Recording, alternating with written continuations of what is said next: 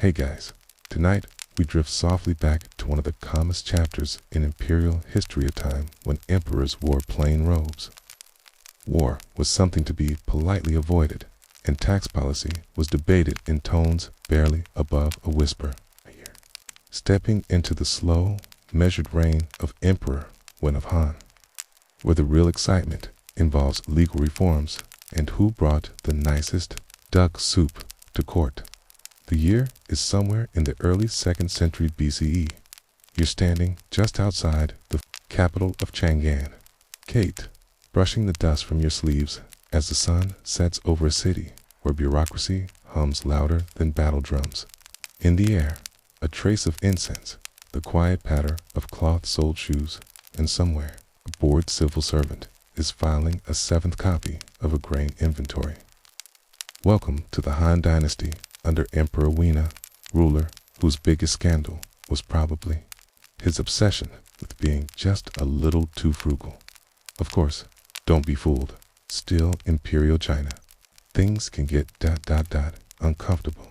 The laws are strict. The punishments still pretty creative. And if you say the wrong thing at the wrong dinner, well, you probably won't survive this.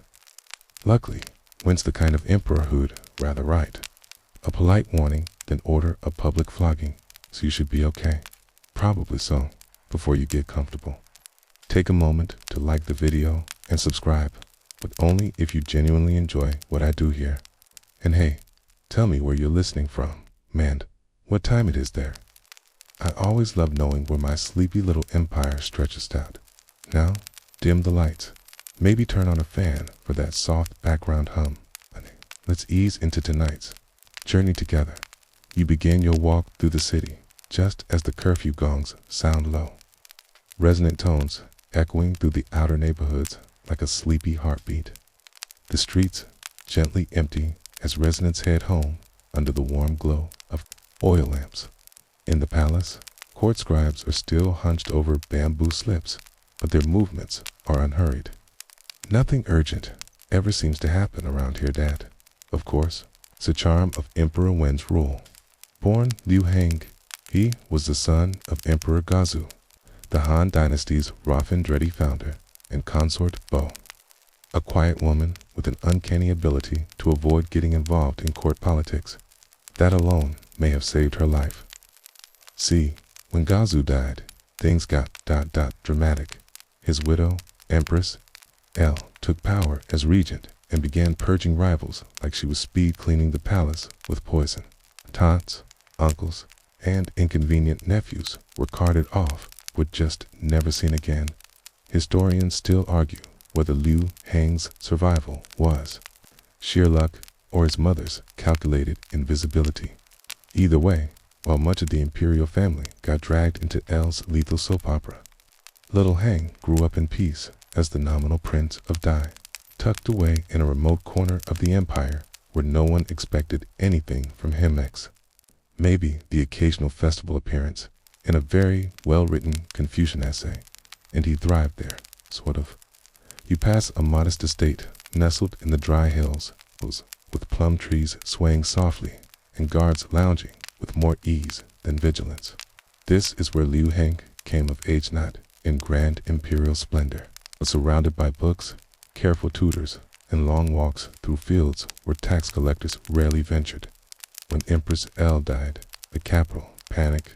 Everyone feared a bloodbath, but instead, something oddly peaceful happened. Court officials, tired of chaos, looked at the family tree, saw that Liu Heng hadn't murdered anyone lately, and said, "Sure, let's give this guy a shot." Thus, with all the excitement of someone being handed a very dusty scroll, Liu Heng became Emperor Wen.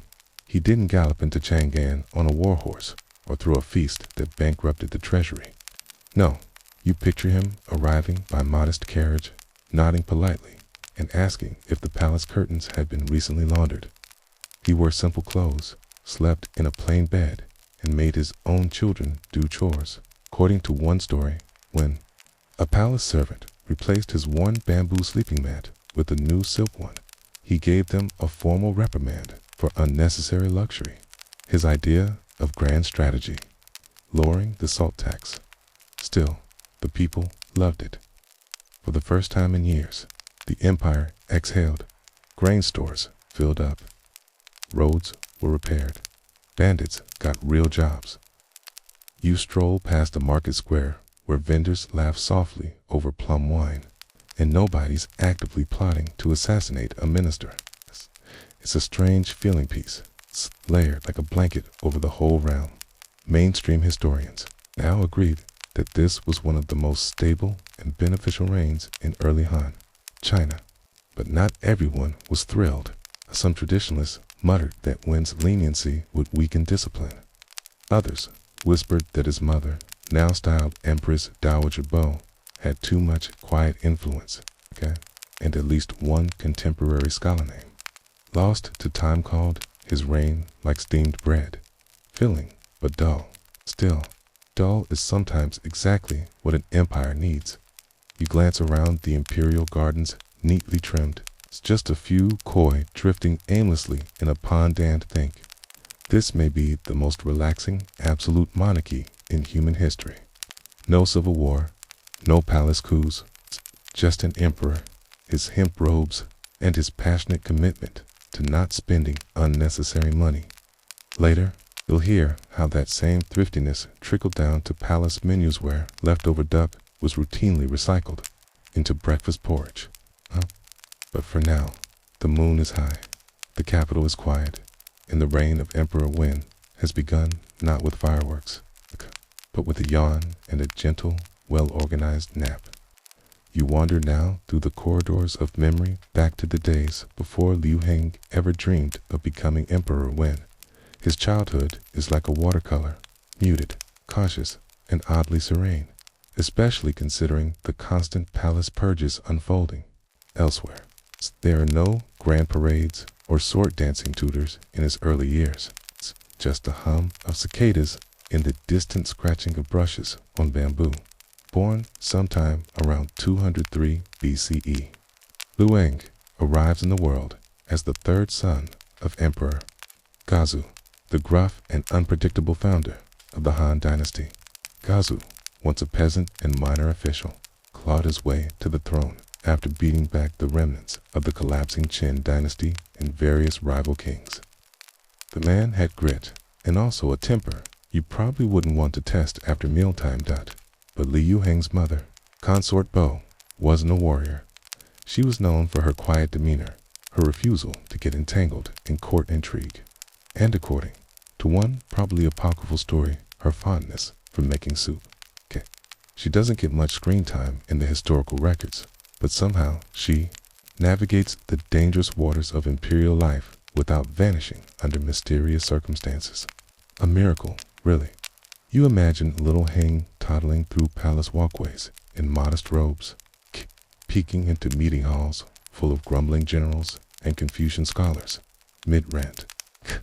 But soon after he's born, he's sent far away from the capital first, as a token noble, later as the Prince of Dai. It's not exactly exile, teen, but it's not front row seats to power either. Historians still argue whether that distance was designed to protect him or to keep him irrelevant. Either way, it works. While other royal offspring get wrapped up in court schemes, Heng spends his days in the northern reaches of the empire, learning farming yields and how to govern small towns without making anyone angry. Dai is a sleepy place, too, but not without its own drama. The Jiannu nomadic tribes to the north regularly raid the region, and Liu Heng has to deal with fortresses, border patrols, and making sure his scribes don't fall asleep while counting sheep taxes. Still, compared to the central court's chaos, it's blissfully uneventful. You find him now in his late teens, standing in a modest audience hall lined with old silk maps and calligraphy scrolls. He's already showing signs of what will define his rule, restraint.com, and a healthy fear of becoming too important. He's also known for never raising his voice, which is either a sign of deep wisdom or someone who's just permanently exhausted. Meanwhile, back in the capital, Empress L, widow of the late Emperor Gazu's doing her best impression of a Game of Thrones character. Like, with her husband dead, she doesn't just manage power, she hoards it. Officially regent for her son and later grandson, she quickly promotes members of her own L clan to key positions. Some are competent, some just really enjoy bossing people around. The purge begins. Rivals are executed. Princes are demoted. A few unlucky ones end up in tower prisons or accidentally poisoned during elaborate feasts. It's the kind of palace where you check your tea twice before sipping. But up and die, Liu Heng keeps his head down. He sends the required tribute, praises the L clan appropriately, and avoids doing anything that might get him noticed. He perfects the delicate art of political camouflage. Okay, if you walk past him on the road, you might assume he was a low-level accountant, and that's exactly how he wants it, until one day, everything flips. Empress L dies in 180 BCE, and what follows is not a smooth succession. With no adult male L left to claim the throne, and no strong imperial candidate close by, the high officials panic. After years of political repression, they fear civil war, or worse, a power vacuum that might invite outside invasion. Then someone remembers Liu Heng, the quiet prince, still alive, still ... unthreatening. You picture a smoky meeting room filled with officials rubbing their temples. What about the one up north? Someone mutters. Didn't he, grow beans? A delegation is sent. Liu Heng, reportedly, greets them with wary courtesy. He doesn't leap for joy. He doesn't summon a marching band. According to fringe accounts, he asks, very politely, if he might have a few days to think about it. It's the delegation, probably already halfway into their travel rations, insists, no thank you. This needs to happen now. So the decision is made. At the age of around 23, Liu Heng is declared emperor. Now, most new emperors throw grand celebrations. Not when you imagine the procession to Chang'an being oddly quiet, more ox cart than parade. There may have been ceremonial drums, but the mood is less hail to the conquering hero and more, here's your paperwork and an uncomfortable throne. When he enters the palace, Heng reportedly finds it full of spies loyal to the now-dead L clan. Instead of ordering mass arrests, he replaces them gently, gradually, like rearranging your bookshelves one title at a time. It's not a purge. It's a deep, therapeutic decluttering. Soon, he begins to lay the foundations of what scholars now call the rule of Wen and Jing, a golden age of peace and low taxation. But that's still to come. For now, you catch a glimpse of the new emperor late at night, seated alone in a quiet study room. He's not reviewing troop positions or empire-expanding manifestos. He's reading a medical scroll. It's titled something like Balancing the Body's Key Using Soup. Even the rats in the palace seem calmer than usual. Now the pace slows even more as you drift deeper into the heart of Emperor Wen's reign, not the policies or proclamations, but the personal rhythms of his life. Okay, you're not standing on the battlefield or in the middle of a trade route. You're in his private quarters, where the flicker of an oil lamp dances across silk bedding and the aroma of boiled herbs lingers faintly in the air. Because Emperor Wen, for all his bureaucratic calm, had a rather intense preoccupation with health. Not power, not conquest digestion. He believed, quite genuinely, that the health of the empire began with the health of the body. Okay? And so, you now find yourself immersed in the slow, herbal-steeped world of Han Dynasty wellness, foot massages, meditative breathing, and yes, more soup than you might think humanly possible. Wen was said to rise early, long before the palace musicians struck their first notes. He didn't sleep on feathered cushions or embroidered extravagance. Instead, he favored a modest bed with plain cotton coverings and a mattress so firm it could have doubled as a table. According to French sources, he once told his physician, "Soft beds weaken the spine." No one knows whether the physician agreed or just nervously nodded. The emperor's daily regimen included stretches you'd recognize today from Tai Chi or gentle yoga, slow sweeping motions of the arms, circular neck rolls, a bit of nose tapping, which was believed to stimulate internal qi.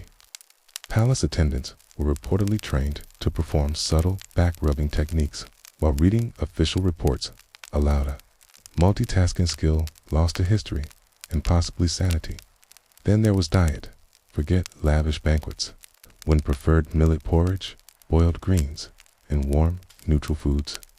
According to traditional Chinese medicine, every dish had a thermal property. Too much cold food, like raw vegetables or chilled fruit, might disrupt the spleen's harmony. The Emperor's Solution. A deeply unexciting but balanced meal plan that emphasized harmony over taste. He had a known fondness for lotus root, steamed pumpkin, and dried juju dates soaked overnight in spring water, snack for the deeply committed napper. One mainstream record even describes his midday meal as a gently cooked turnip, flavored with ginger and restraint. His court physician, whose name is either lost or intentionally omitted, maintained a rotating list of recommended teas: chrysanthemum for clarity, goji berry for vitality, and something called cloudy liver tonic, which no modern doctor would recommend, but probably tasted like warm regret when also discouraged overeating, believing that fullness dulled the mind. Eat until 7 parts content, he'd say, which is about 2 dumplings shy of happiness. But perhaps that restraint kept his thoughts clear in his court, less sleepy than his cuisine. Yet even within these tranquil routines, there's mystery. Historians still argue whether Wen's health practices were a genuine pursuit of longevity or a carefully curated political image. Some suggest he wanted to model a Confucian ideal of temperance. Others argue he was simply a man who feared death and saw illness as the one enemy he couldn't outthink. You imagine him now sitting cross-legged on a reed mat, sipping tea from a clay cup, watching dust motes drift in the sunlight while his physician gently presses the emperor's wrist to feel the pulse. Diagnosis by pulse was standard in Han China, but it wasn't about heart rate. It was about subtle shifts in energy flow. Psst. When once delayed a military appointment because his pulse was unsettled near the liver.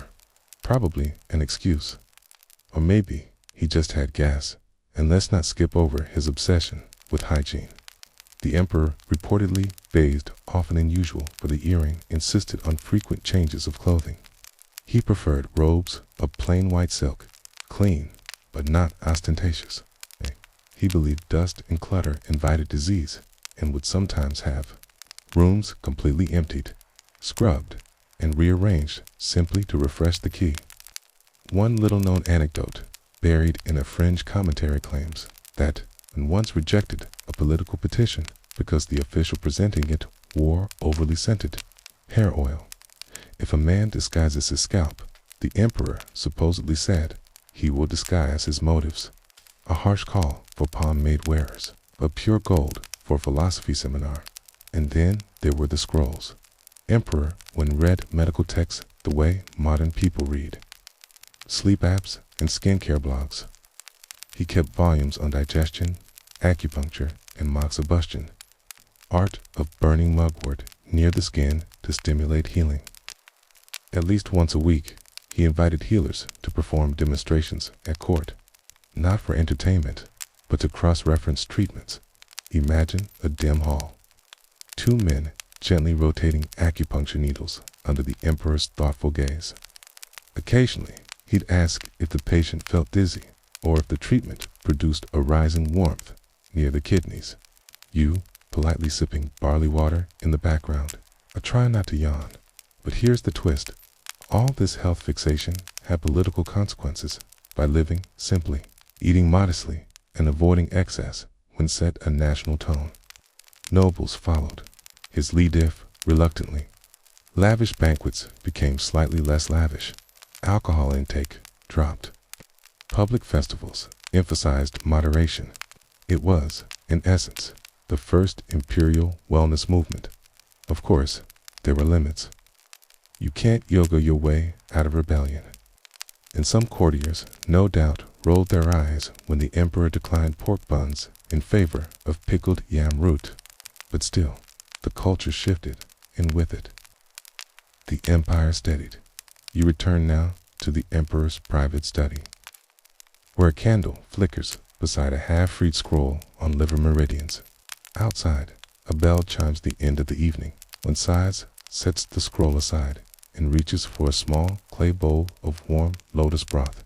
He drinks it slowly, eyes closed. No noise, no urgency, just a ruler, his soup, and the soft certainty that nothing is about to explode. You're beginning to notice something, aren't you? Each day in Emperor Wen's reign seems to unfold like a well-folded cotton robe, remarkable, perhaps, but free of wrinkles, free of fuss. Now, as the sun climbs over the palace rooftops and bathes the city in a hazy, golden light, you find yourself wondering, what was daily life like outside the walls of the capital? It turns out, the uneventful peace of Wen's court had a ripple effect, washing outward into towns, villages, and dusty farm lanes. This wasn't an era of thrilling conquests or explosive uprisings. It was an era of roads being repaved, of tools being repaired, of rice being steadily planted, and, more often than not, successfully harvested. You begin your journey on a simple wooden bridge over a canal outside the city of Chang'an. Two farmers are unloading bundles of hemp to be boiled and softened. A tax official leans in, checks the seal on the wagon, and waves them through without a bribe. That's the Wen effect. C. One of his quieter accomplishments was cleaning up. Corruption not with sweeping purges, but with consistent expectations. He increased pay for low-level bureaucrats, believing, somewhat radically, that underpaid scribes were more likely to accept bribes. Historians still debate whether this truly changed behavior or just made corruption slightly more polite. But people noticed, and things improved. Further along the road, a small school operates under the shade of a ginkgo tree. Kia, children recite passages from the Book of Songs, their voices rising and falling like doves in the afternoon heat, under when education wasn't yet standardized, but it was respected and increasingly available. Scholarships for the children of merit-worthy families became more common. Not a revolution, but a start. You crouch beside a potter now, his hands wet with clay, his wheels spinning in the breeze. He tells you business is steady. Trade routes are open, bandit raids are rare, and the local magistrate hasn't raised kill taxes in 3 seasons. The emperor, he shrugs. He's boring. That's good. That may be the highest compliment a working-class citizen can give. In earlier dynasties, emperors had loomed over the countryside like vengeful, gods capricious, hungry for tribute. Wen, by contrast, was more like a gentle barometer, not always visible, but always sensed. His policies weren't broadcast with trumpets. They just made things easier. Of course, life in the provinces wasn't a utopia. Droughts still happened. Floods still uprooted homes. Disputes over land and inheritance still erupted into full-blown shouting matches. And occasionally, a goat or two went mysteriously missing. But the overall texture of life was softer. Local officials were expected to model Confucian conduct, measured, impartial. A little sleepy, one of Wen's more curious rural reforms involved the calendar. Yes, the calendar. C. Under previous regimes, local timekeeping could vary. One village might start its year in early spring, while another celebrated the new moon in what we'd call mid-February. When introduced a unified agricultural calendar, might flashy, but deeply practical. It told farmers exactly when to plant millet, when to let the fields rest, and when to pay their taxes. Which, by the way, were slightly lower now. He didn't stop there. Commissioned almanacs list-read it, if modestly distributed them to regional officials. These scrolls included tips for crop rotation, weather predictions, and even little notes like avoid sour foods on the day of metal. Whether that improved yields is debatable. but it definitely improved morale. You move now through a traveling market. Incense, goats, milk, soap, bamboo fans, smoked eel, wrapped in lotus leaves. Under Wen, trade flourished not because he signed a mega deal with the western regions, but because he didn't start a war that would have interrupted business. Caravans came and went in peace. No imperial seizures, no surprise tolls, just steady exchange. And what about women? Well, the Han dynasty was still firmly patriarchal, but under Wen there was a gentle increase in social mobility, particularly for women from merchant or artisan families. A few even became recognized healers or poets. One, an apothecary's daughter from the south, gained modest fame for writing lullabies infused with medicinal advice. "Boil fennel for coughs," she wrote, "and sing softly under a wax moon."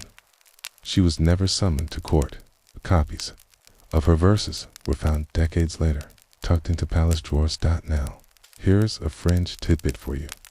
There's a single scroll its authenticity disputed, describing a traveling tofu vendor who claimed that Emperor Wen once visited his stall in disguise. The vendor, unaware of his royal customer, served the tofu cold and slightly oversalted. The emperor reportedly smiled, paid double, and said, "In oversalted things, we still find substance." Whether this happened or not, historians still argue, but it fits the tone of his reign. Modest, edible, oddly philosophical. Even the criminal justice system took on a gentler shape. Trials were less about confession be torture and more about mediation. When pushed for documented procedures, meaning scribes were required to record testimonies, another step toward transparency. People still went to prison, sure, but they were less likely to lose limbs on the way there. You end your walk at a wayside tea stand, where three travelers argue mildly about the best route to Nanyang. None seem worried about bandits. One carries a detailed map with neat characters and mile markers. You ask where they got it. The emperor, they say, wants us to get where we're going. And you realize, in a time before mass literacy, 24-hour news, or public polling, the best metric of leadership was how free people felt to move around and talk about fermented turnips without fear. You watch as the sky turns pale lavender. In a small, predictable empire where you could travel, trade, eat, learn, empt, and live without your life being regularly appended. That was everything. You wake now to the soft creak of polished sandals on stone.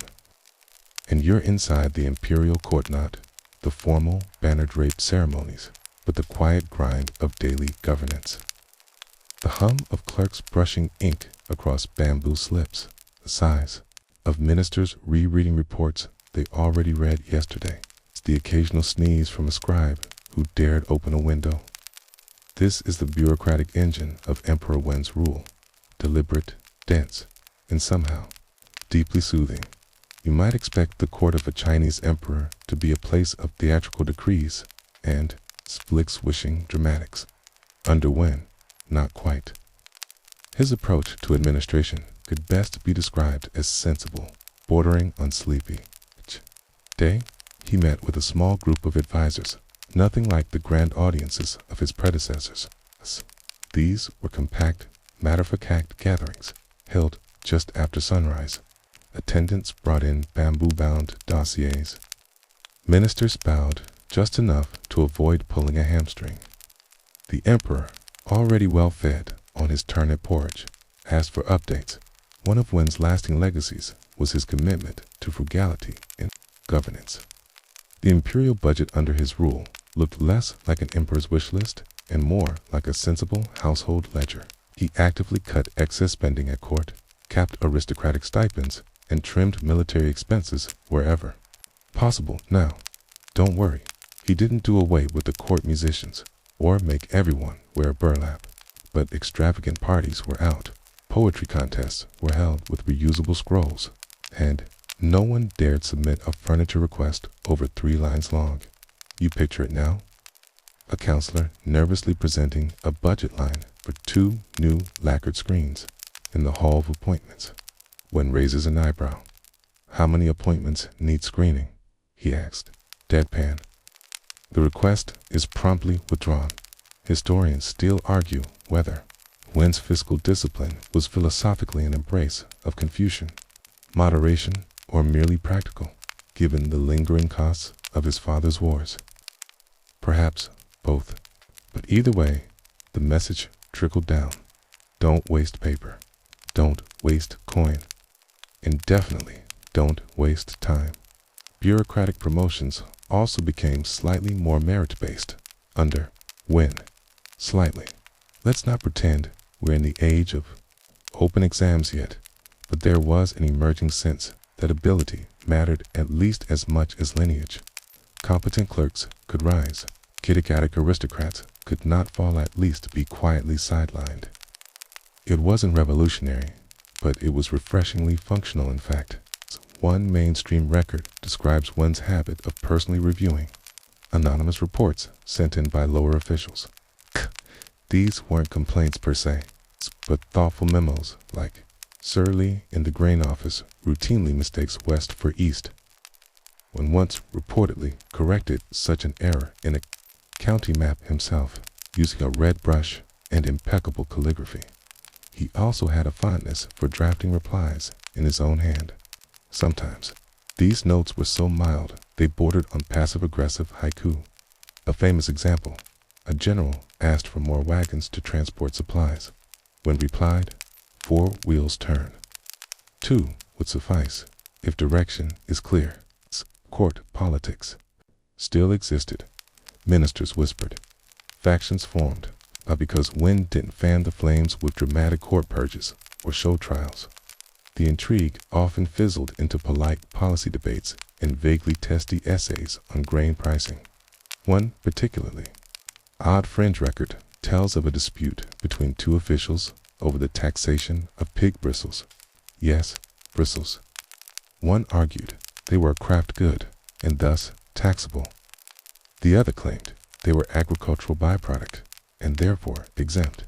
The emperor's ruling: bristles comb hair, not coin. Leave them untaxed.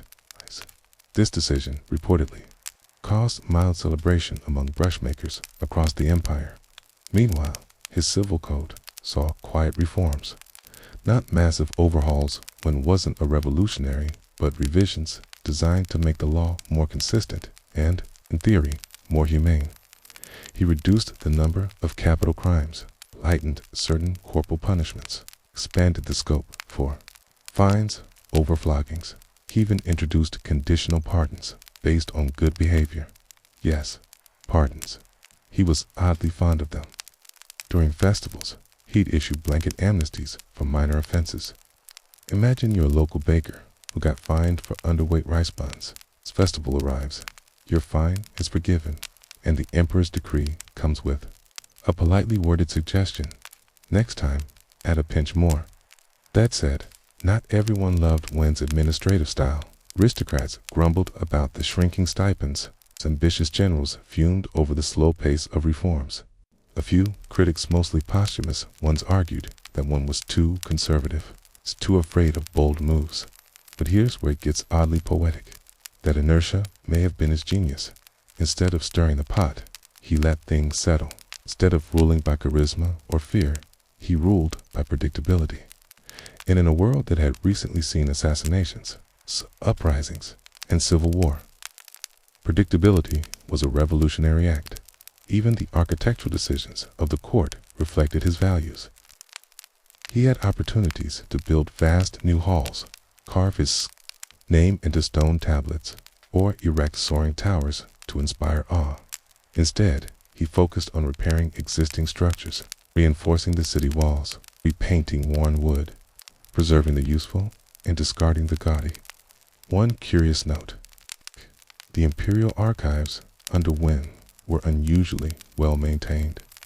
Scribes were instructed to keep daily records, not just of laws passed or edicts issued, but of decisions reversed. debates unresolved, and ideas postponed. This level of bureaucratic honesty was rare. Some scholars now think it created a cultural memory that extended far beyond his reign. You can picture it: stacks of bamboo slips tied in neat bundles, labeled pending, reconsidered, or probably not a good idea. A young scribe muttering, "Why do we keep these?" And an older clerk replying, "So we don't repeat them." So now, here you are, again seated on a quiet bench near the back of a modest meeting chamber. Outside, wind stirs the silk banners. Inside, the emperor nods as a minister suggests a small grain subsidy for a flood-struck county. No drama, no thunderclaps, just the gentle push of ink on parchment and the long exhale of an empire being managed rather than mastered. The palace grounds are quiet tonight, and you find yourself walking through a neatly raked courtyard, lit only by the faint glow of oil lamps and the hush of insects in the trees. You pass the same corridor every other court official uses, nod to the same sleepy guards at the gates, and like everyone else in Emperor Wen's capital, sleep easier knowing that, for once, the Imperial family isn't imploding, because, oddly enough, Wen's family life was calm. Not perfect, but calm. This is, of course, shocking if you've been paying attention to most dynastic sagas.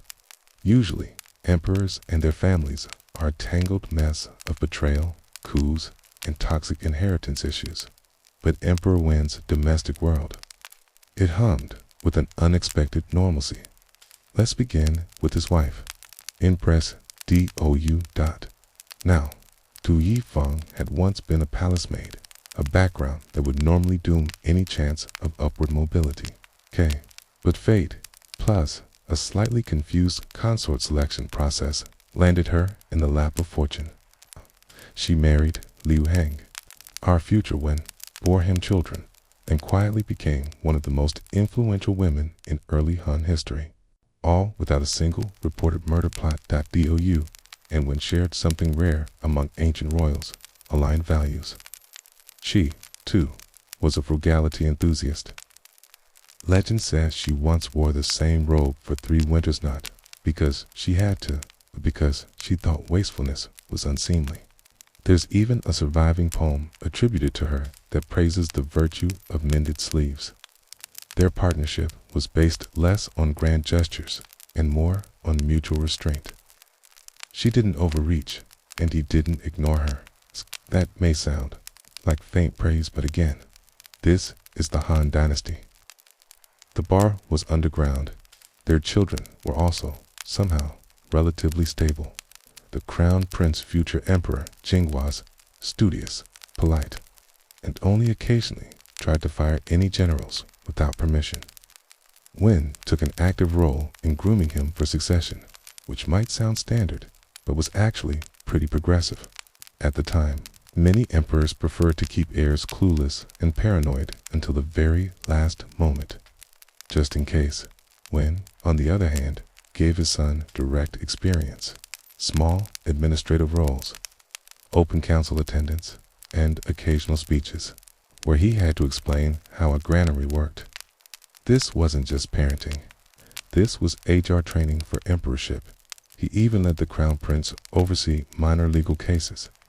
One story tells of a land dispute between 2 elderly farmers that went unresolved for weeks. The prince finally weighed in with a compromise. Both got to keep their plots, but had to plant trees along the shared border and exchange cabbages every New Year. It's hard to say whether this was effective governance or just a charming teenage overreach, but Wen let it stand. That said, not every family member stayed chill. Wen's other sons held minor titles and sometimes felt underutilized. One, Prince Lu Yi, apparently tried to build his own version of a palace in a southern province, complete with gold-inlaid doors. When sent a short letter, "Golden doors invites greed." Simpler locks worked just as well. No rebellion followed. Slightly sulky compliance. You're probably waiting for the scandal. It's a secret affair. the vengeful cousin locked in a tower. Nope. Instead, it's a curious little fringe story about Emperor Wen's fondness for gardening with his youngest daughter.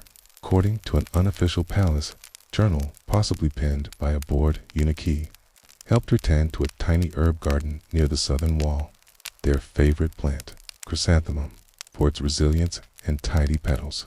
They apparently named one particularly sturdy stalk Old Minister Li, after a famously inflexible bureaucrat.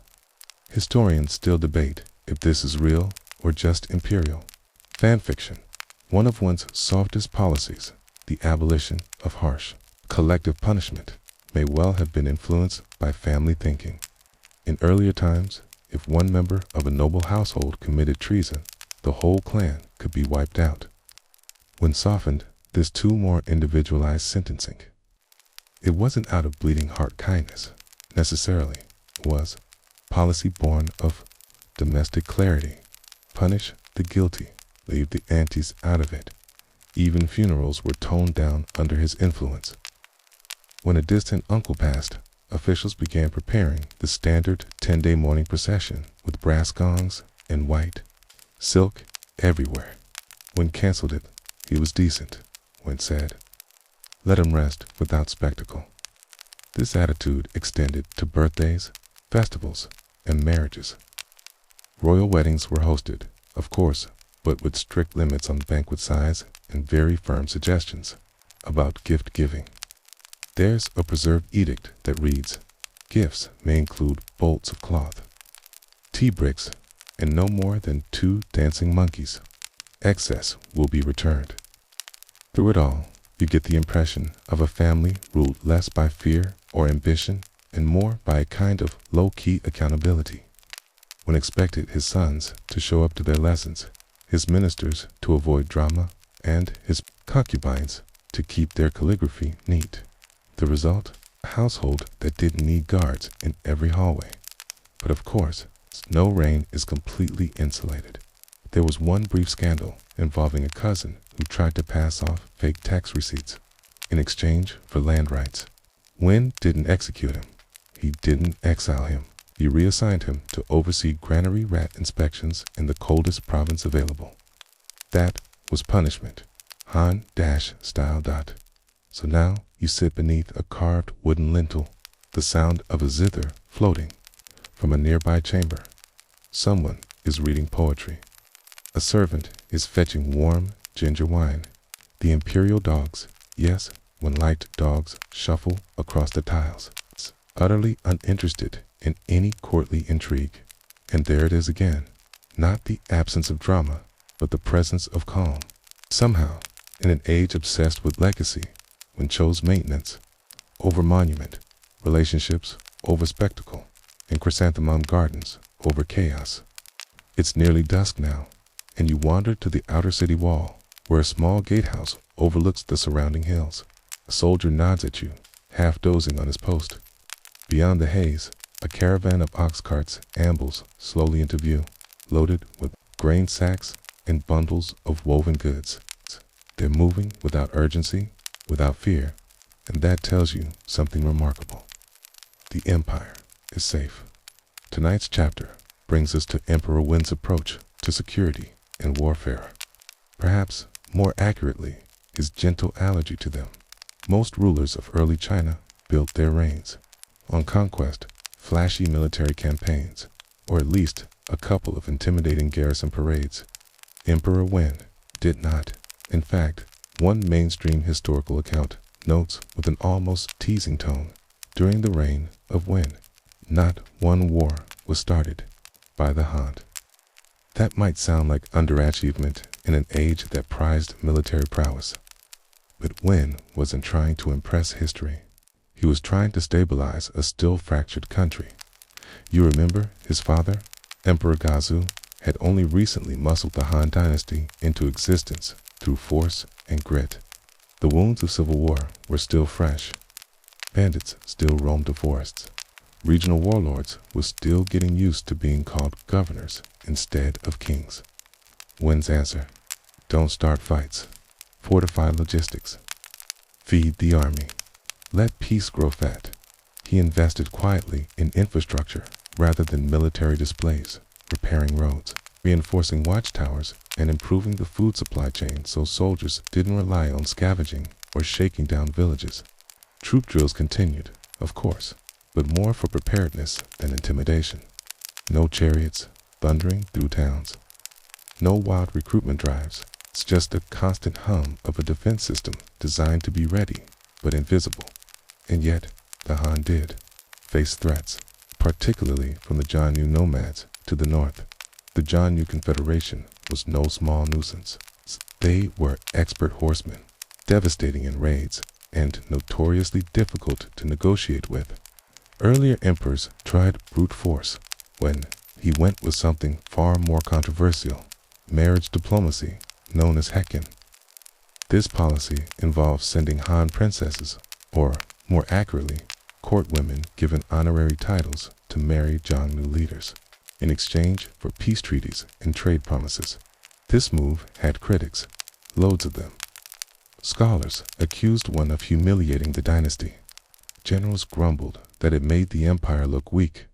But you picture Wen leaning back in his chair, tapping a finger on a bamboo scroll, and saying, better embarrassed than exhausted. And, oddly enough, the strategy worked for a while. There was no major northern war during his reign.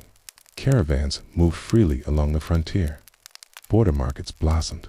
The soldiers who would have died in battle instead went home, tended goats, and wrote passive-aggressive poetry. One obscure fragment describes a garrison commander in the northwest who was so bored during Wen's reign that he started a small school to teach local farmers how to repair wagon axles. Not glorious, but useful. Wen's policy of non-aggression extended to internal matters too. When reports of minor uprisings or tax protests reached the court, he usually dispatched envoys, not executioners. Most of these disturbances were rooted in bad harvests or corrupt officials' problems that didn't require swords so much as rice and accountability. There's a quirky anecdote from the southern provinces where a village barricaded itself against tax collectors rather than send troops. Wen's envoy brought food supplies, listened to grievances, and promptly fired the regional magistrate. Order was restored. The envoy left with a thank you goat and a particularly enthusiastic cabbage. Historians still argue whether Wen's military caution was long-term strategy or just short-term survivalism. Was he truly committed to peace or merely buying time until his son could lead more boldly? Either way, the results were visible.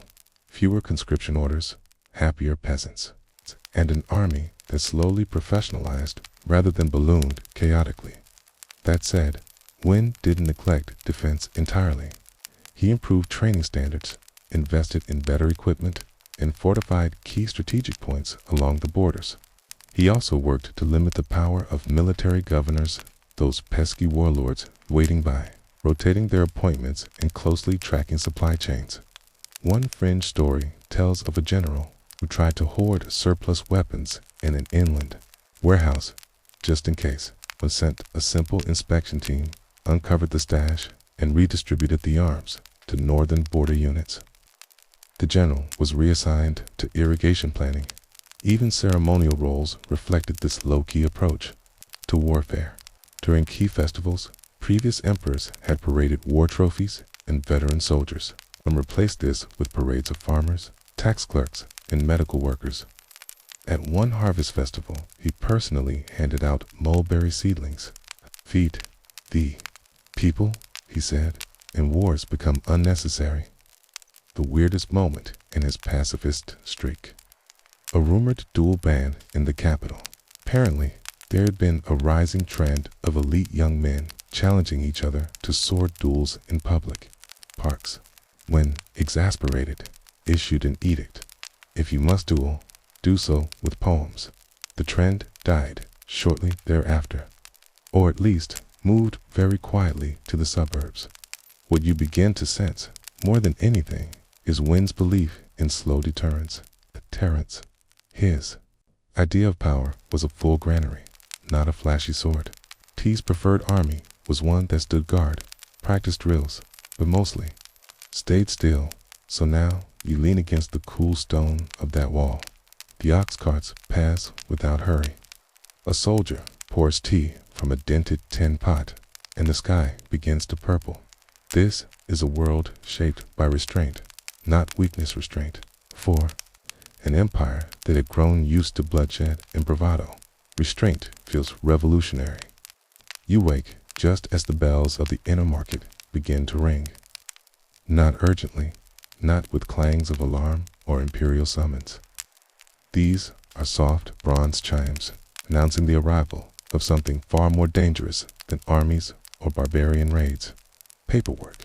Because today you're sitting in on a meeting of Emperor Wen's most radical invention, the civil service reforms. Let's not undersell this. In a world where most governments were run by noble birth, favoritism, and the occasional stabby cousin, when quietly reshape power by insisting that competence might actually matter, you sip a cup of lukewarm barley tea and glance at the table. No generals here, no swaggering princes or flashy merchants.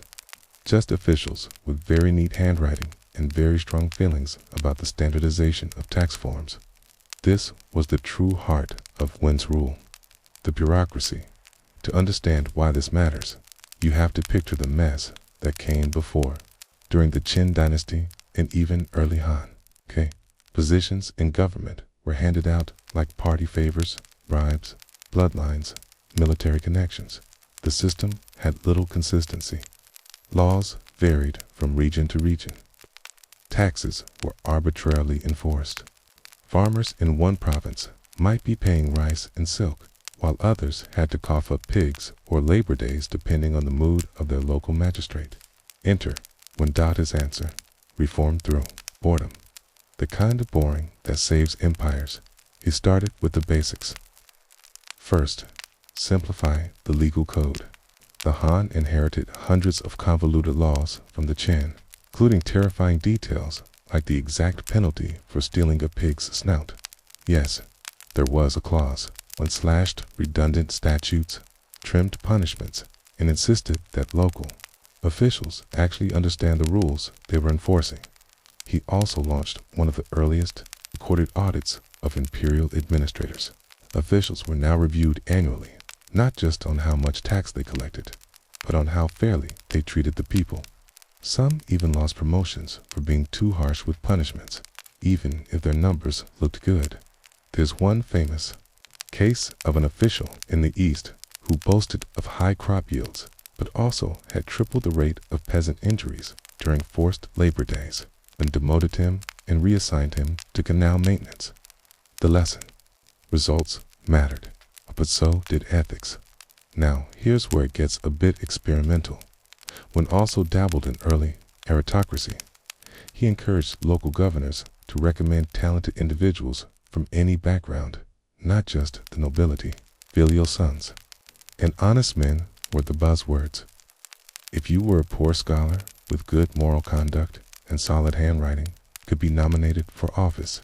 Of course, this was still very much elite run in practice, but it cracked the door open. A precedent was set. That door would swing wide open under his grandson, Emperor Wu, but it started here, in these quiet, scroll-filled rooms, when also curbed noble power through a genius move: financial independence. Previously, nobles relied on court stipends and political favoritism, and gave them land and income-generating estates, but sharply limited their ability to tax others or command troops. If they wanted to keep their lavish lifestyles, they'd have to manage their own resources well. A subtle way of saying, grow up. There's a delightful French record that one duke more interested in poetry than planting accidentally mismanaged his estate into debt.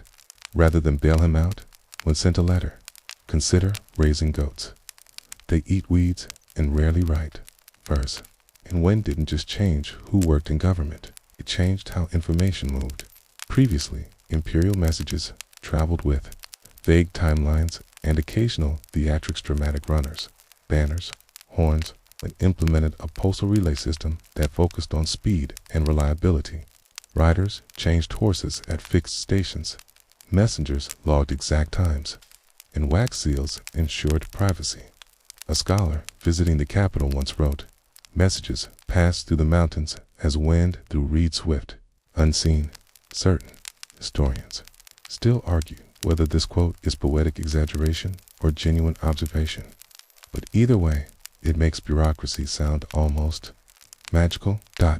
Another key reform: record keeping, and insisted on documentation at every level of governance, from grain tallies to criminal reports. Officials were required to send monthly updates, filed in bamboo strip binders and cross-checked by traveling inspectors.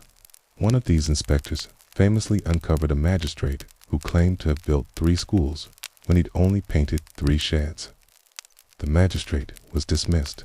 The sheds became granaries. There's also a bizarre but true story of an overambitious county clerk who tried to inflate his performance by forging 127 fake marriage licenses. No one's quite sure why, possibly to boost census numbers and curry favor. Wen's response: a flat, fine, mandatory retraining.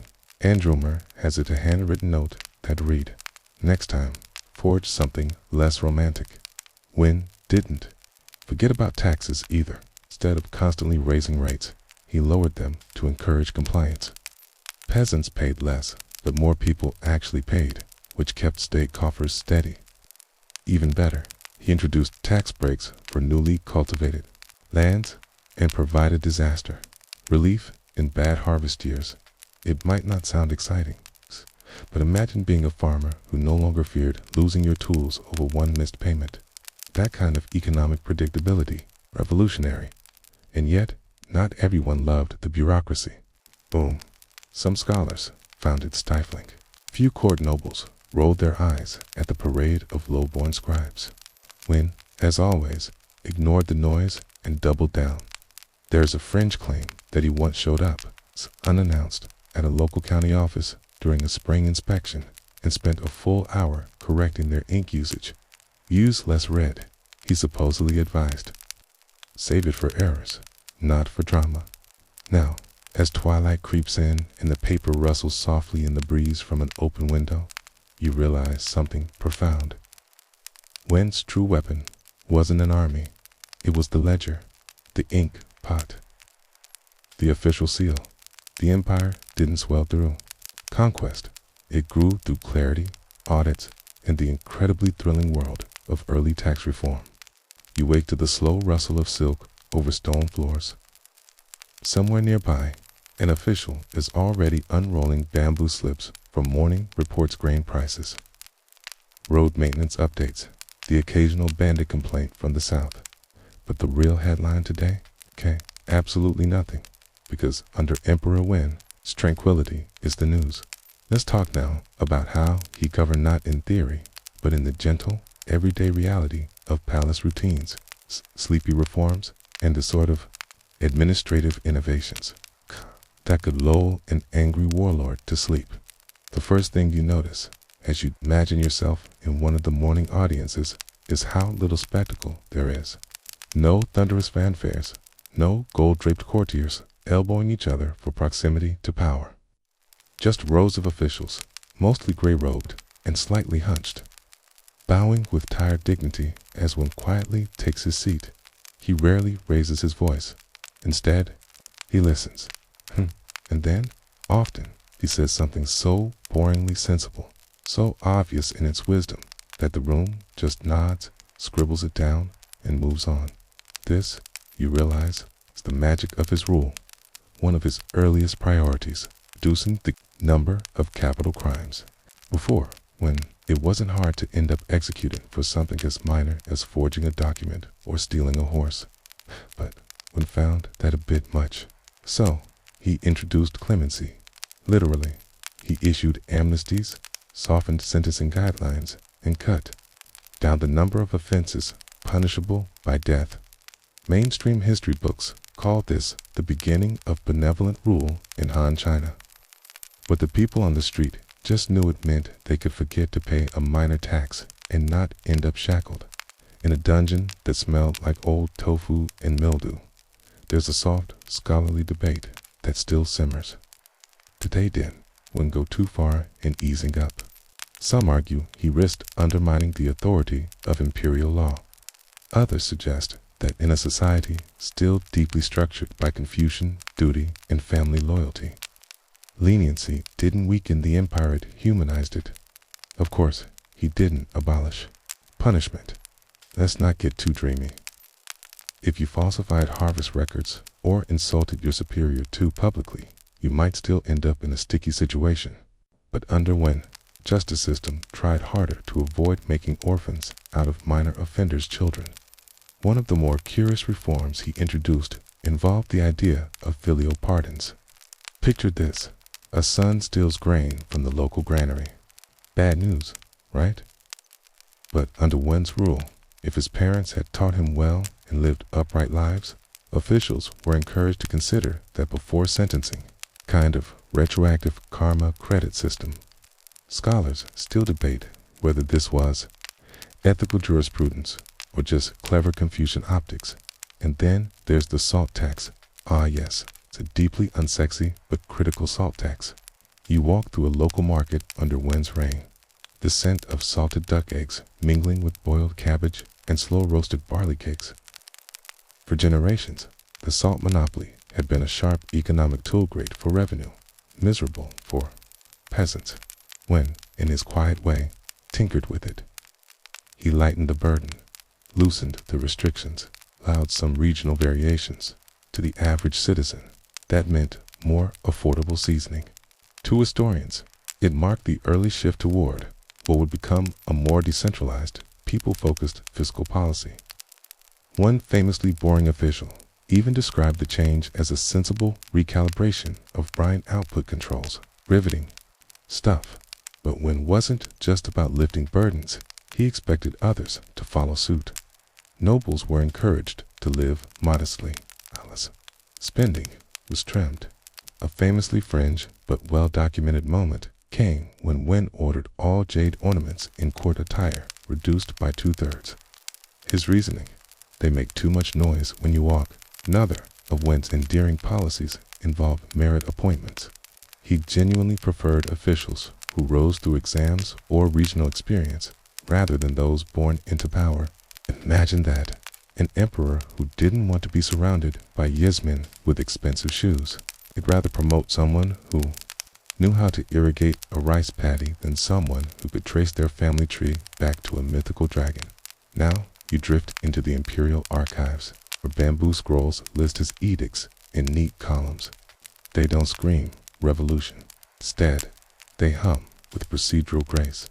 Land surveys, grain redistribution orders, occasional clarifications about how many goats a county official could claim for personal use before it was considered theft. Underneath it all is a calm rhythm. Wen's court functioned like a well-oiled abacus, quiet, precise, slow to anger. Even his ministers noted it in their diaries. The emperor does not shout, wrote one, but somehow we all feel the urgency. Past the outer city walls now, where border patrol reports arrive. Wen's approach to defense: avoid war at almost any cost. He maintained military readiness, sure, but he emphasized diplomacy, sent gifts to neighboring tribes, signed non-aggression pacts. One delegate was dispatched with 3 oxen, 50 bolts of silk, and a handwritten note that basically said, "Let's not." That didn't make one a pacifist, just practical. Why risk lives and treasury for glory when your empire could quietly prosper without the headache? And prosper it did. Agriculture flourished. Trade routes settled.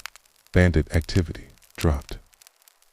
A generation of children grew up with no memory of war, no reason to fear the court. The empire began to believe that peace could be the default setting, not the exception. And perhaps most strangely, all of this happened with no grandstanding, no monuments, no self-aggrandizing inscriptions, just an emperor who showed up every day, did his job with quiet competence, and preferred a lukewarm barley tea over imperial feasts. You stroll past a plaque outside the palace that simply reads, "Order begins with calm." It's no wonder people slept so well during his reign. You stand beneath the shade of a ginkgo tree as golden leaves tumble around your feet. A warm breeze carries the scent of roasted chestnuts from a nearby vendor, and a trio of scholars shuffle past you, murmuring about celestial omens. It's a lazy afternoon, and yet all around you, something quietly powerful is unfolding, the making of Imperial image. Because today, you're witnessing how Emperor Wen managed not just his empire, but his reputation. Let's be honest, he wasn't flashy. No dramatic conquests, no towering statues, no operatic decrees shouted from balconies. Instead, Wen crafted a kind of subtle mythos around himself, the modest, accessible, virtuous ruler who dressed simply, ate sparingly, and ruled gently. It began with his clothes, and famously wore plain silk robes without extravagant patterns, bucking the trends of imperial fashion. He avoided jeweled belts, forbid gold thread embroidery at court functions, and was once spotted scandalously in a robe patched at the elbow. This wasn't just a personal style choice. It was deliberate signaling. He wanted his subjects, especially the peasants and commoners, to see him as one of them, not above them. I'm certainly not a distant god emperor wrapped in brocade. There's a mainstream historical account of when attending a summer festival where he refused the shaded dais, and instead sat among the civil servants on plain wooden stools. The sun shines on all, he reportedly quipped, sweating politely. But image alone wasn't enough.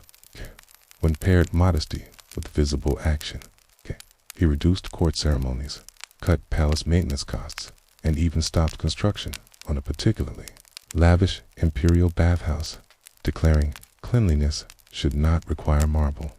And then there was food. Wen's diet became something of a legend. He ate 2 meals a day, both small, both largely vegetarian. He avoided rare delicacies and expensive imports. A fringe account says he once banned an entire shipment of live peacocks from being brought to the palace kitchen, declaring them too beautiful to be broiled. Even his birthday celebrations were modest. Instead of banquets and dancing girls, he requested his ministers submit one policy improvement each. The results included suggestions for improving road toll signage, adjusting granary storage methods, and, in one unusually enthusiastic case, a redesign of the Imperial spittoons for better aerodynamics. Wen's image management extended to ritual as well. Confucianism was growing in influence, and its emphasis on morality, moderation, and filial piety fit one like a glove. He embraced ancestral veneration ceremonies, paid careful respects at tomb sites. And here's a fun detail: revised the format of imperial sacrifices to be less theatrical and more sincere, whatever that meant. He also knew the value of storytelling. There's a charming fringe tale of how he ordered court scribes to circulate short moral parables in provincial schools. These stories often featured kindly rulers, wise peasants, and the occasional fox spirit. Some historians believe Wen may have inserted a few veiled references to himself, though always in third person, and always as a certain gentle sovereign. And yet, he wasn't all public relations fluff and practiced what he preached in his court appointments. He surrounded himself with ministers known for honesty and clarity, just competence, but character. This included Chao Kuo, a reformist thinker who famously pushed for more oversight of regional powers. A precocious writer whose memorials often included poetic scoldings about state ethics. Of course, not every minister agreed with Wen's softer image. Some grumbled that his refusal to build a grand mausoleum would leave him forgotten. Others were unsettled by how often he deferred ritual spectacle in favor of common sense. One courtier allegedly tried to gift him a solid jade mirror inscribed with his imperial titles, and reportedly sent it back with a note, "I know who I am." Still, he wasn't above subtle spin. Though he avoided luxury for himself, he wasn't stingy when it came to public works. His reign saw improvements in irrigation, school construction, and river dredging projects that were heavily publicized. Temples and shrines were encouraged to bless the emperor's benevolence during harvest prayers, and traveling storytellers were granted stipends to spread tales of his piety. A particularly odd example, when once funded a puppet troupe in Luoyang, whose entire repertoire was moral plays about honesty in tax reporting. Kids loved it. Farmers, less so. Historians still argue whether Wen's humility was authentic or just strategic brilliance. Was he truly modest, or did he know exactly how much power lay in appearing to have less? There's a solid case to be made for both. His policies consistently favored restraint, but his restraint was loudly documented. In an empire where gossip traveled faster than messengers, every skipped feast and recycled robe became a tiny legend. He essentially invented the ancient version of the relatable leader brand. Even the imperial portraits from his reign, those that survived, depict him seated, unsmiling in plain robes, with one hand tucked modestly beneath his sleeve, compared to the heavily stylized halo depictions of other emperors. It's practically a headshot for an early philosophy professor, and yet the effects were real. Peasants reported greater trust in the imperial court. Regional officials emulated his frugality. Nobles begrudgingly toned down their parties. For once, it was fashionable to be boring. One obscure inscription found near a granary in the eastern provinces reads, "Under Wen, we sleep without hiding grain. The moon has no knives." Historians can't quite agree on whether this is literal or metaphorical, but either way, it's poetic enough to stick. So here you are, beneath the ginkgo tree, watching those leaves flutter like old silk. The emperor is not in his palace today. He's in his scrolls, his image, his echoes in the hearts of farmers and scribes, and in a world where kings often shouted to be remembered. When whisper danned was a soft drizzle patters on the tiled roof as you find yourself walking slowly through a modest walled garden. This is no imperial retreat or scenic pleasure park, just a well-tended corner tucked behind the Ministry of Rights with pomegranate trees and a pond where carp rippled the surface like lazy thoughts. It's the kind of setting emperor preferred, not lavish, but cultivated. And fittingly, this part of the journey brings you to his philosophy of governance, which was less about dramatic proclamations and more about not making things worse. Wen's rule was grounded in a principle that's become something of a historian's inside joke: govern by doing nothing. Technically, it's called Wu Wei Taoist idea of ruling with minimal interference, letting the natural order of things play out. But don't get the wrong impression. Wen didn't literally do nothing, as that would have made for a very short reign and a very long riot. Instead, he curated the art of not meddling too much. You might say he was the original fan of low-stress management. The idea was this: if laws are fair, taxes light, and officials competent, then the emperor doesn't need to hover over every issue. He creates conditions for stability and then steps back. It's governance with a feather touch. Historians still argue whether one truly believed in Wu Wei, or if it was simply a clever branding strategy to avoid looking authoritarian.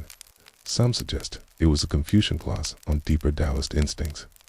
Others say Wen liked the phrase mainly because it let him ignore paperwork while still sounding wise.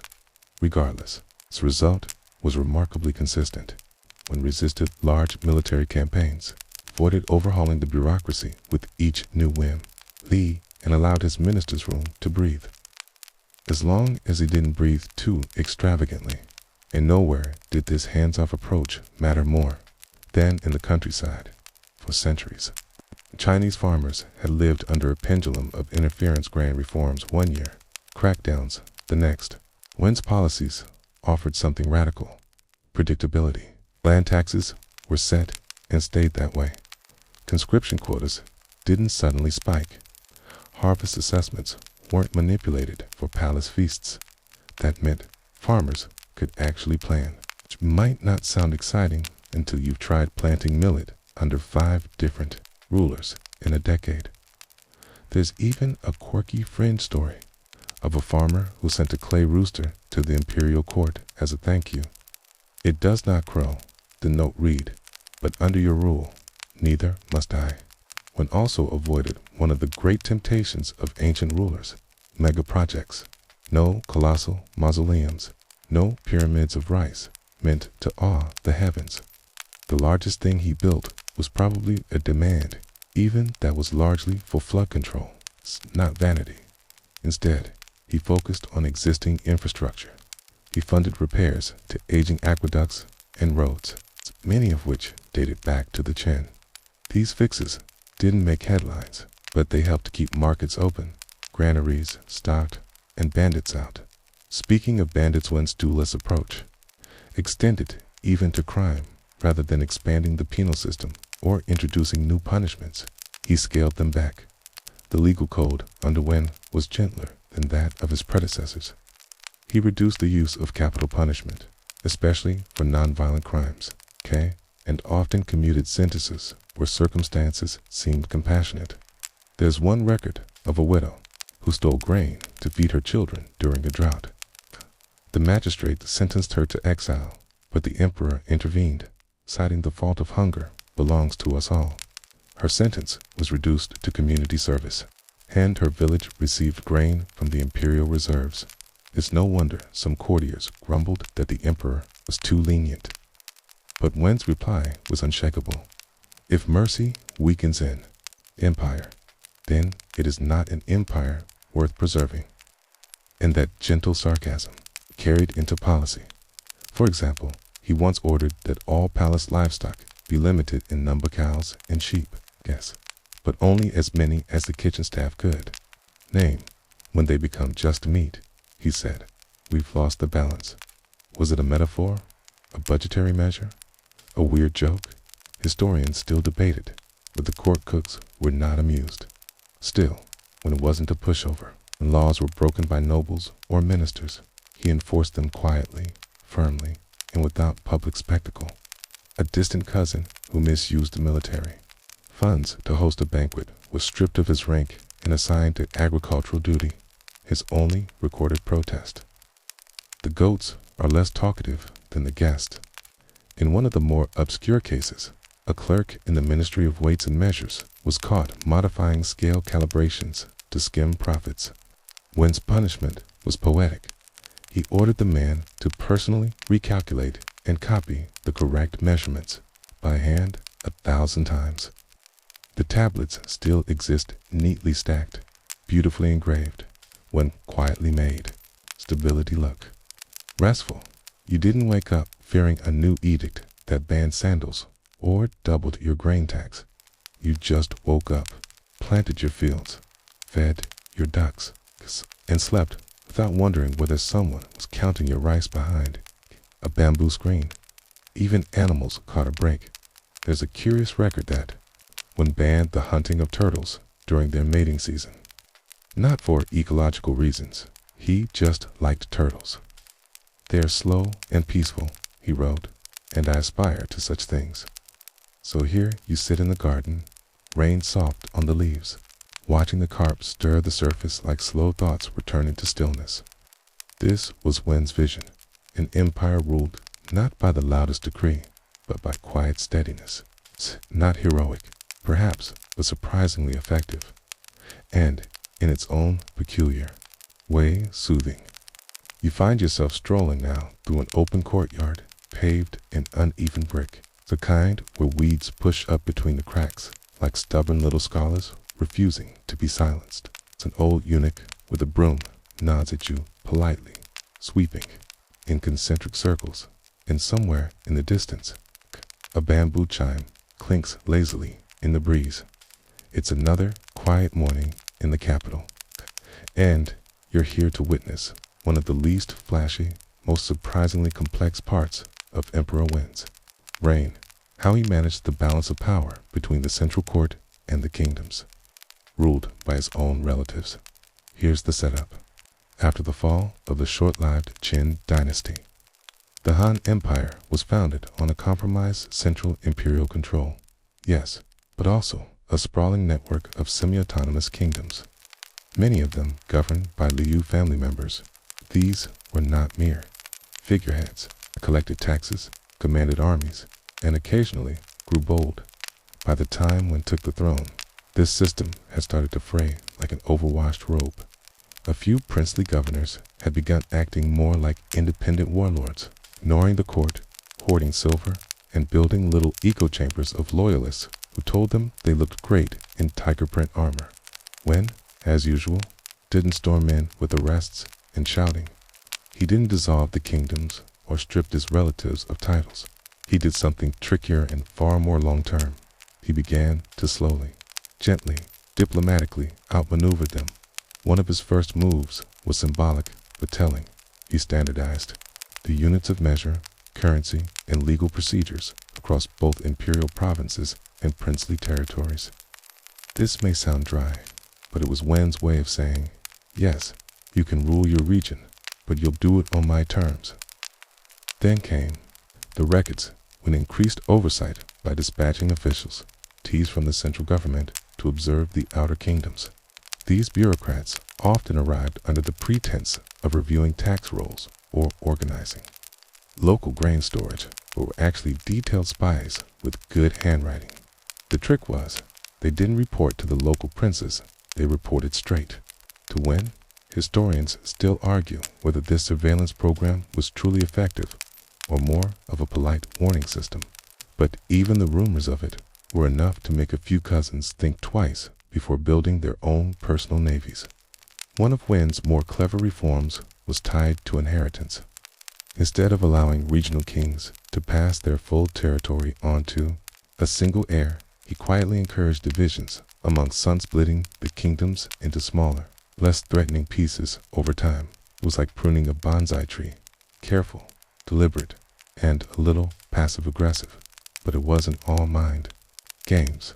When one particularly ambitious Prince Liu Cheng, ruler of Weinan, began gathering scholars and generals for philosophical salons, read meetings to gripe about the emperor, Wen responded swiftly. He didn't send troops. He sent invitations. The prince was summoned to court and lavished with gentle praise, a seat of honor at court dinners, and titles that sounded important but came with no real power. Liu Cheng returned to Weinan, deeply confused and slightly flattered and considerably more cautious. The emperor, turns out, was a master of the soft trap. There's a fringe account of how, when invited another troublesome cousin, a regional king known for extravagant feasts, to attend a week-long symposium on ancient poetry. Each day featured lectures on morality, simplicity, and the quiet dignity of restraint. By the end of the week, the prince had developed indigestion and a mysterious allergy to metaphor. To be fair, not every relative was a threat. Some princes were loyal, cooperative, even helpful. One rewarded these with symbolic honors, ceremonial axes, slightly taller thrones, or the ever-popular golden goose seal of trust, which looked impressive but opened absolutely no doors. Still, Wen knew the risks of appearing too controlling. He never openly questioned the legitimacy of the kingdoms. Instead, he leaned heavily on Confucian rhetoric, stressing the father-son dynamic of emperor and prince, the sacred duty of loyalty, and the importance of harmony over ambition. This philosophical approach worked better than expected. In one charming episode, a prince wrote to Wen asking whether he should construct a grand palace to impress visiting envoys. Wen's reply was a poem, The Willow Boughs, not for fear, but for balance. A strong branch may snap in pride. Build your hall with shade in mind and leave the doors open. Did it rhyme? Not really. Did it work? The palace was built in a modest style, and the prince included shaded porches and free public access on holidays. Wen also played the long game with marriages. Rather than forging dangerous alliances with powerful, noble families, he preferred to arrange marriages within less politically threatening households, often choosing brides from scholarly or administrative lineages rather than military ones. A fringe detail suggests he once turned down a proposed match because the bride's father owned too many horses and too few books. Meanwhile, the central government grew stronger, more efficient, and quietly absorbed responsibilities once handled by the kingdoms. Dispute resolution, trade regulation, and even flood response were gradually shifted to imperial agencies by the end of Wen's reign. Many of the kingdoms still existed in name, but their autonomy had thinned like a winter broth. His relatives still had titles, thrones, and banners, but not much wiggle room. It was empire by slow encirclement, and through it all, Wen maintained that air of calm disinterest. He never gloated, never boasted, never cracked down harshly unless it was necessary. When one prince was caught bribing officials to overlook illegal tax hikes, Wen sent him a simple letter. If the people shiver in summer, you are wearing too much fur. That prince retired quietly a month later and took up poetry. As you pass the sleepy courtyard now, stepping over a trail of ants who seem to know exactly where they're going, you realize something. Emperor Wen's reign wasn't boring because nothing happened. It was boring because things kept happening. Sensibly, quietly, like clockwork. He didn't seize power from his relatives. He waited for them to hand it over, one deferential bow at a time. The scent of paper and pine oil follows you now as you make your way into a hall lined with scrolls rows upon rows, organized not by subject or author, but by the frequency with which they were actually read. A clever, bureaucratic system, and yes, a little passive-aggressive. You're in the Imperial archives now, and it's the perfect place to explore Emperor Wen's lesser-known but surprisingly impactful contributions to literature, education, and ideology. Not the thunderous edicts of war or economy, but the softer stuff that outlives dynasties, ideas, stories, values. Let's start with Confucianism, because when did to now? Confucian thought wasn't a new idea in Wen's day. It had been around for centuries, sort of like that uncle who always shows up with advice no one asked for. But under Wen, it began its slow rise from scholarly philosophy to state ideology. Here's the twist. Wen didn't enforce Confucianism with a heavy hand. He didn't burn Taoist texts or outlaw rival schools of thought as later emperors would. Instead, he created space, literal and figurative, for Confucian ideals to flourish.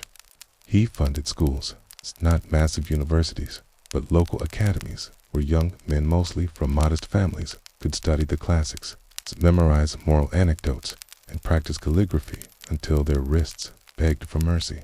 And, unlike some rulers who promoted education just for the sake of churning out officials, one seemed to believe in the transformative power of learning itself.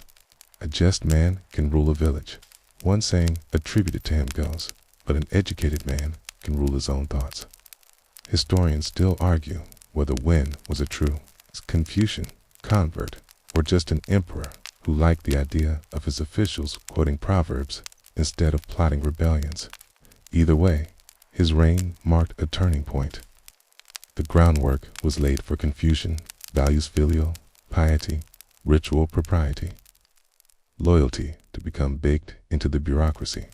And then there was the civil service. Now, Wen didn't invent merit-based appointments, but he did expand them. Under his rule, more low-born scholars were promoted for their knowledge than their lineage. Imagine being a bookish peasant son with a head full of Zhou dynasty maxims and suddenly finding yourself offered a minor post at the Ministry of Granaries. One of Wen's appointees, a famously awkward but brilliant thinker named Gong Sentong, was elevated after submitting a policy essay written on the back of a broken fan. His colleagues nicknamed him Minister of Breezes, and yes, he eventually developed a tax relief program based on seasonal crop reports. Education wasn't just for governance. It was also a tool for national cohesion. Remember, the Han Empire was huge. Dialects varied, local customs clashed, and loyalty to the state was not a given. By promoting shared texts, moral teachings, and even writing systems, Wen helped create a cultural glue. It didn't erase diversity, but it gave the empire a common rhythm of background hum of shared values. And still literature during Wen's reign. The literary scene blossomed not in grand epics or romantic poetry, though some of that existed, but in quiet, thoughtful genres, historical annals, medical texts, agricultural handbooks, and moral tales meant to be read aloud to children. There's even an anecdote, possibly apocryphal, that Wen once banned court performances for a month so that scribes could focus on copying a particularly dense treatise on water management. Floods are more theatrical than dancers, he supposedly said, a line that almost certainly got a polite chuckle and a secret. I-roll. Among the more unusual works preserved during Wen's reign was a travelogue by a wandering physician who tried over 300 herbal teas and rated them using an early 5-leaf scale, camellia with dried jujube for leaves, fermented moss, one reluctant leaf, and an apology to his stomach. These odd little texts, some now lost, others only partially surviving, reflect a deeper pattern. Wen was a collector of knowledge, not for glory, but for quiet continuity. He also encouraged storytelling, according to French sources. He had a soft spot for parables. One surviving tale tells of a carpenter who built crooked stools so they'd wobble, forcing people to sit still and listen. When supposedly asked if such a stool could be placed in court, "The ministers are restless," he said. Let the furniture remind them. It's not confirmed whether the stool was ever delivered, but the story made the rounds in elite circles for decades, which, frankly, may have been the point. Even the way Wen handled official histories showed his love of narrative over spectacle, rather than commissioning grand, self-flattering chronicles. He asked that records remain factual, dull, and accurate, and if they showed the emperor in an unflattering light, a crooked shadow proves the sun. He once wrote in a margin note, which sounds wise until you remember he was probably editing someone's draft. Still, his policy had far-reaching effects, It gave future historians a clearer picture of early Han life, and it inspired a tradition of bureaucratic honesty. Bureaucratic aspirations toward honesty. Let's not pretend everyone turned in receipts as your footsteps echo along the archive floor. You notice that even the silence feels thoughtful. A quiet empire led by a quiet man who believed deeply in things you couldn't always measure: discipline, modesty, study, balance. There's one last fringe tidbit before you go. A few years before Wen's death, he supposedly asked a group of students what they'd learned that year. One answered, "We learned when to speak and when to listen." Wen nodded and said, "Then you've learned how to survive a court meeting." It's not in the official records, but maybe that's because the best stories never are. You step out of the archives and into a shaded garden that smells faintly of plum blossoms and damp earth. A servant walks by with a tray of inkstones, and somewhere nearby, a zither is being tuned very slowly. As if the player isn't entirely sure which mood they're in, you pause, listening. The air is still, and so is the empire. This is where we begin to trace the last decade of Emperor Wen's reign. Not with wars or scandal or a sudden shift in power, but with the same steady rhythm that marked his life. Subtle changes, careful appointments, and a near pathological aversion to drama. Yet, beneath that stillness, something remarkable is happening. The foundation for a future. Dynasty's golden age is being quietly poured. Wen's later years weren't marked by decline or withdrawal. If anything, he became more deliberate.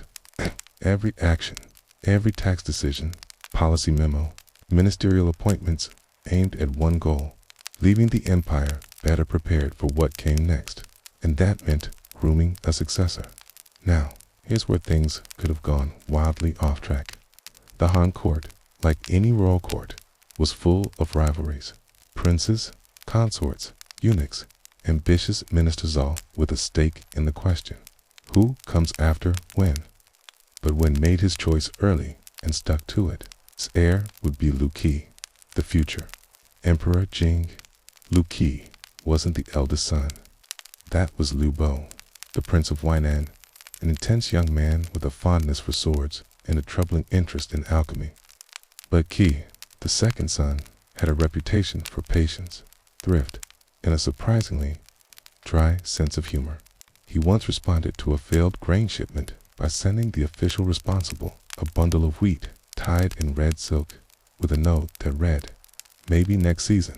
When like that, he also liked that Qi didn't try to rush the process, unlike some heirs in Chinese history who openly campaigned for the throne or worse, plotted for it. Qi was content to wait. And so, when involved him gradually in governance first in small matters, like reviewing local magistrate reports, and then in larger ones, like budget planning and legal reforms. At court, ministers were encouraged to include Qi in discussions, but never to flatter him.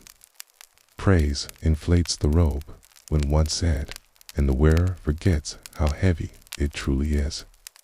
Historians still argue whether this smooth transition was as calm as it looked. Some suggest there were quiet attempts by other factions to elevate a different heir, particularly one of Wen's younger sons by a favored concubine. But if these efforts existed, they fizzled, either outmaneuvered or gently talked down by Wen's famous talent for diffusing chaos without drawing his sword, even in succession. He avoided spectacle in the year 157 BCE when issued a quiet decree, confirming Qi as crown prince. No lavish ceremony, no great feast, just a public reading at court and a modest banquet with seasonal vegetables and exactly 3 toasts, when spent his last years doing what he always did, balancing books, checking flood barriers, listening to reports with one eyebrow slightly raised, and insisting that ministers rewrite memoranda using fewer flourishes and more facts. He still refused extravagant garments, still favored basic meals, and still took long walks around the palace grounds when he couldn't sleep. There's one account, charming but possibly embellished of, when in his final spring asking to visit the countryside incognito, disguised in plain robes and accompanied by only 2 guards. He traveled to a village known for its unusual method of harvesting silkworm cocoons. Using warm clay pots, he spent the afternoon talking to an elderly spinner, shared her tea, and left with a scarf she'd woven herself. According to legend, he wore it under his court robes for the rest of his life. It scratches, he admitted, but reminds me not to waste silk on comfort. That might be apocryphal, sure, but it sounds like him. During this time, he also finalized a few reforms that would shape the Han legacy long after his death. One involved changes to land ownership laws, aimed at reducing the spread of large estates that threatened the livelihoods of small farmers. Another strengthened flood defense funding for the Yellow River region, quietly diverting more imperial resources to dam construction. These weren't grand gestures, but they were long-haul decisions. Wen was playing the endgame like a man who knew how rarely rulers get remembered for what didn't go wrong.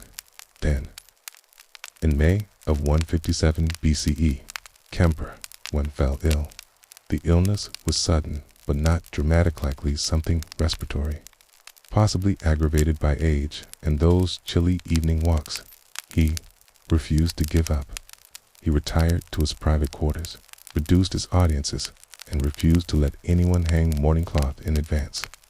"Not dead yet," he said, "just bored of meetings." A fringe detail claims he asked to be read one last poem, not a grand Confucian ode, but a travel verse about a man who grew moss in the shape of his old village, just to remember it. When reportedly smiled and asked if moss could be planted on roof tiles. In his final days, he dictated no sweeping last will, gave no battlefield speeches, and offered no philosophical declarations about fate.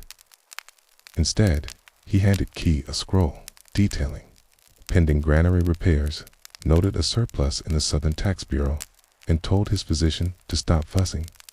"Let the empire run," he said. "I'm just taking my hands off the wheel." Wen died in his sleep, in his palace, surrounded by staff who'd served him for decades. There was no storm, no fire, no could just the quiet sigh of an empire gently shifting from one calm pair of hands to another dot, in keeping with his wishes. His tomb was simple. No jade suit, no vast treasure hall, just a modest stone mound, a plaque, in the smallest ceremonial procession the Ministry of Rites could legally approve. And yet, long after the banners had faded and the trumpets fell silent, scholars remembered him, not for great conquests or crushing enemies, but for building something quietly indestructible as the plum blossoms fall around you now. One at a time, like thoughts being set down on a scroll, you realize Emperor Wen's genius wasn't in what he did. It was in how gently he did it. The palace feels different now. The halls haven't changed. The sun still filters softly through the carved wooden screens, but something is missing. You feel it as you step through the old walkways. Emperor Wen is gone. And yet, somehow, everything around you still carries his signature. Quiet, efficient, intentional. This is the aftermath. The ripple, the long breath after a rain that refused to raise its voice. Liu Canal, Emperor Jing has taken the throne. And for the moment, the transition seemed smooth. A court, no court purges, no court purges, no urgent calls to arms. Qi honors his father with restraint. A few modest rituals, measured word of thanks, and then immediately he returns to the business of governance. It is, in many ways, the final complement to Wen's rule. An empire so well oiled, it doesn't even stutter when the man behind the curtain steps away. But what does the legacy look like now that the emperor has exited stage left? First, the big picture. The Han dynasty doesn't just survive, it flourishes. Wen's policies on taxation, land use, legal moderation, and infrastructural investment create conditions for sustained peace and prosperity. Historians refer to the combined rule of Wen and Zhejiang as the rule of Wen and Jing, a kind of golden interlude between the violent founding of the Han and the more aggressive expansions under Emperor Wu. Wen doesn't get temples named after him in every province. He doesn't become the hero of folk epics, but he becomes something rarer, a historical lodestone. Future reformers would look back on his reign as the blueprint for good government. Moderates would invoke his name when things got too extreme. Even Confucian scholars, many of whom found later emperors too flashy or ambitious, held up Wen as a model of moral restraint. Of course, not everyone agreed. Some later thinkers criticized him for being too frugal, too cautious, a balance in a world that needs boldness. One Tang dynasty official wrote with theatrical disdain, but even that criticism underlined the point. Wen stood for something. His legacy also lived on in subtler ways. Take, for example, the court style. Wen's preference for simplicity in dress, architecture, and ritual would influence the Han aesthetic for generations. Ceremonies became quieter, thrones less gilded, even music softened in tone lighter strings, slower tempos, fewer grand gongs that startled the audience awake. Then there's the ripple through. Scholarship, the local schools, when supported, gradually expanded. Generations of students, many the sons of merchants and farmers, entered. The bureaucracy, armed with classic texts, steady handwriting, and the idea that humility wasn't a weakness, but a political asset. The civil service evolved into something more merit-based, system that, in some form, would echo through Chinese governance for over 1,000 years. And of course, administrative reforms, the boring but essential bedrock. Wen's insistence on accurate records, budget oversight, and local audits meant fewer leaks in the imperial system. Later, emperors might ignore these rules, but the manuals remained dusty and waiting. Kind of institutional conscience. Even the agricultural policies like land redistribution and grain storage gave rural communities a shot at stability. It wasn't perfect. Nothing ever is, but it was deliberate. When believed, the empire's strength wasn't in its palaces, but in its peasants. Still, not all effects were so formal. There are legends, tiny things, like the traveling judges who carried small wooden owls carved during Wen's reign, said to ward off arrogance, or the apocryphal stone ritual in certain towns, where officials were required to sit silently on a cold rock for 1 hour before taking office, symbolizing the emperor's love of patience and discomfort. Some stories are pure folklore. A ghost tale claims Wen still walks the palace grounds at night, dressed in plain hemp robes, muttering about surplus rice storage. Another says he once returned to warn a corrupt minister in a dream, causing the man to quit and become a garlic farmer. Highly unlikely, but telling historians still argue whether Wen's model of rule was scalable, whether his methods only worked in a time of peace, with strong institutions already in place. Perhaps, but then again, maybe his genius was recognizing that peace isn't the default. It has to be built slowly, with every boring law, every checked account, every silk robe left unworn. You sit now beneath a tree in the Imperial courtyard. The branches sway gently. There's no monument here to Emperor Wen, just the shape of the place, the calm of it, the unspoken systems still humming along. Some rulers carved their names into mountains, Wen carved his into silence. And now, as night folds in across the palace roof tiles, and the distant hoot of an owl suggests someone, somewhere, is still on watch, you feel it, a strange kind of awe. Not for what Wen conquered, but for what he left untouched, what he preserved. A quiet man in a loud world. An entire empire learned how to breathe. So now, let's slow it all the way down. You're still beneath the plum tree, but the blossoms are drifting more slowly now, like feathers. The palace behind you hums with gentle routines, a kitchen fire being banked, a sleepy attendant folding linens, a candle burning itself out in no particular hurry. You imagine the old emperor walking these same paths. It's not giving orders, it's not checking figures, just ...